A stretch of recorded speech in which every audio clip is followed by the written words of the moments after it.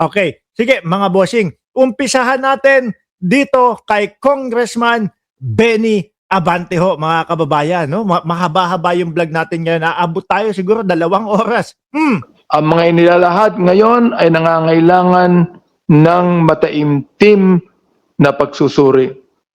Kala ko mataimtim na pagdarasal eh. Dahil doon sa bilyon-bilyon.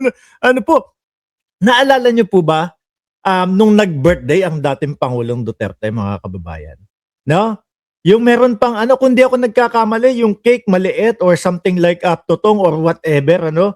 Pero nung sinum out, yung camera, nakita lahat, di ba? Alin, Crisanta Balut, nakita lahat, no? Pati yung lechon sa likod. O ganun po, mga kababayan, yung mga pagpapanggap nitong mga Duterte. Lonely TV, o di ba? Natandaan niyo yun? Hindi naman po natin sinasabi dito na ito na ang final conclusion. Hindi pa po. Subalit may sapat na basihan para sabihin na kailangan pa itong suriin ng mas maigi. May I continue on with my... Sandali, maisingit ko lang no? Madami nagsasabi doon sa Facebook or kung saan-saan mga social media platform na wala daw kakwenta-kwenta itong ginaganap na hearing. Na hindi naman dapat daw po ginagawa ito, mga kababayan. At alam niyo po kung ano yung sinasabi nilang dahilan kung bakit po may mga hearing daw na ganito. Yung walang kamatayan po na sinasabi nila na pamumulitika lang kay Sara Duterte kasi numero 1 siya doon sa tatakbo sa pagkapangulo sa 2028. Anak ng puta, mga DDS, hindi na natapos yung ganung dahilan nila, ano? manifestation, Madam Chair. You may continue, Honorable Abante. Gusto ko lang pong sabihin sa aking manifestation, bakit po kinakailangang sumipot ni Vice President Sara dito? Ay, sandali lang. Alam nyo ho, lagi kong pinapanood si Biyahe ni Koy. Si Biyahe ni Koy sa Facebook. Suportahan nyo po yung kaibigan natin na si Biyahe ni Koy, no? Lagi kong pinapanood yung kalye survey niya doon, mga kababayan. At natatapat naman po, natatapat naman po kapag kami sinesurvey, laging DDS. Pagtatanungin mo yung mga DDS, guilty ba sa iyo, para sa iyo, si Sara Duterte? Sagot nila, madiin po na hindi. Sagot nila, madiin na hindi na dapat ginagawa ito ng Kongreso daw, mga kababayan. Pagka itinanong mo sa kanila, bakit mo nasabi na hindi dapat sumipot si Sara Duterte o hindi guilty si Sara Duterte? Putang ina, hindi alam kung ano isasagot Hindi ho alam kung ano isasagot no? Tapos ang gustong-gusto ko pa kay Koy, laging may hawak na papel. Lagi siyang may hawak na papel kapag ka sinabi na sa kanya na hindi, wala namang katotohanan yan. Walang katotohanan kahit pinagbabalik ng ilang daang milyon ng COA. Nag-iiba na po yung hilatsya ng mukha ng mga DDS, mga kababayan. Biglang ang sinasabi na, hindi ko alam kasi yan. Sa Makatwid po, mga Boss Chief sir, karamihan po sa kanila, mga kababayan, hindi alam yung ipinaglalaban.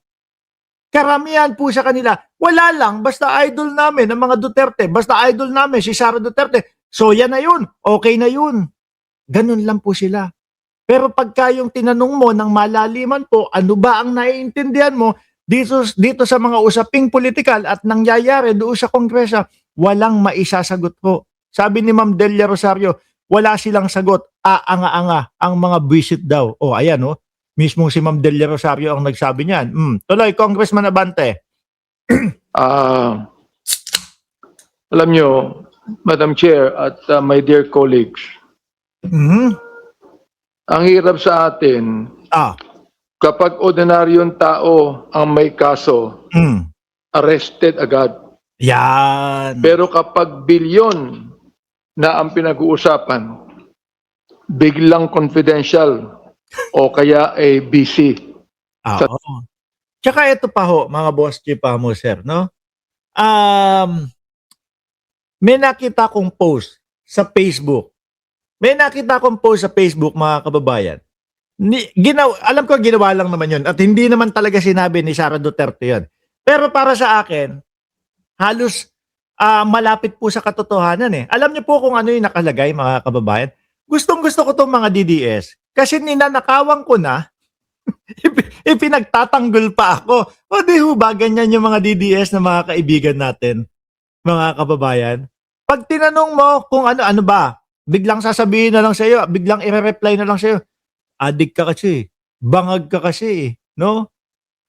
so, biglang sasabihin, supporter ka kasi ng ng gumagamit eh. Ganun na yung sasabihin, bayaran ka, ay lalo na ho sa akin, mga kababayan.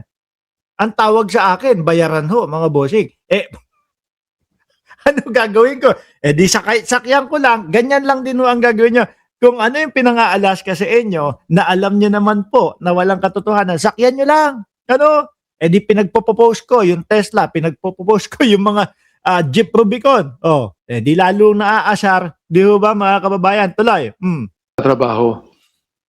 Iniwala po ako that when serious allegations are raised, Congress has only one responsibility: to act, to examine, to let the process move forward. Sabi ni Shiro Kansaki, baka sabihin na nabigyan ka rin ka raw ng mali. Naku, lagi ya. Sanay na sanay ako makarinig dyan. Nabigyan ng mali. Pero sa akin, okay lang ho. Walang problema, mga kababayan. No? Kahit na po doon sa mismong pribadong Facebook ko, walang problema sa akin. Bakit to? Dito pa lang ho, mga kababayan. Simula pa lang po nung panahon ng eleksyon sanay na po tayong makipagbardagulan at mas masasakit pa na mga salita yung sinasabi dito sa atin habang naka-live. Yung pa kaya, may hinang nilalang lang ho yun, mga kababayan. Ako po, I am disappointed na wala ang ating Vice President. But I'm not surprised. Madam Chair, I'm not surprised. Pero mas maganda sana kung nandito siya sapagkat palagay ko nakikinig siya. Alam panigurado yan, nanonood yan. Ako mga bossing, kung ako tatanungin ninyo, no? Kung tatanungin niyo po ako, kung ako ang nasa sitwasyon, yan ka na naman, dumali ka na naman ng ikaw ang nasa sitwasyon. Mark Ramos, Ma'am Nenita Umali. No, hindi. Kung ako po, mga kababayan, ang nasa sitwasyon ng Vice Presidente at alam na alam ko yung mga isasagot ko at alam na alam ko na ginawa ko yung tama, ay putik na yan. Baka wala pa po itong mga congressman na ito doon sa kongreso. Nandun nakaupo na ako, nag-aantay na ako sa kanila para sagutin po lahat Diba? Kayo. Diyan sa comment section, 600 viewers. No, ano ang gagawin nyo kapag alam ninyo na kayo ay sinisiraan lang at walang katotohanan yung mga pinagsasasabi laban sa inyo? Ano gagawin nyo? Di ba kayo yung atat na atat? Kayo yung gustong-gustong sumugod. Dali ka na, sugurin natin. Ipapaliwanag ko sa kanila lahat. Di ba ganun ho, Ma'am Neng Gigi? Pero ang nakikita po natin, dito po sa panig ng Vice Presidente, mga kababayan, ay para bang takot na takot po sila. Ayaw lumabas. Ayaw magpaliwanag. Sabi ni Ardayan, sasagot agad para matapos ang usapin. Kasi habang tumatagal po, no, magi-stuck pa sa ulo mo yan Habang tumatagal, ikaw ay nai-stress pa dyan Kasi nabubwisit ka na ang tagal-tagal mong maipaliwanag.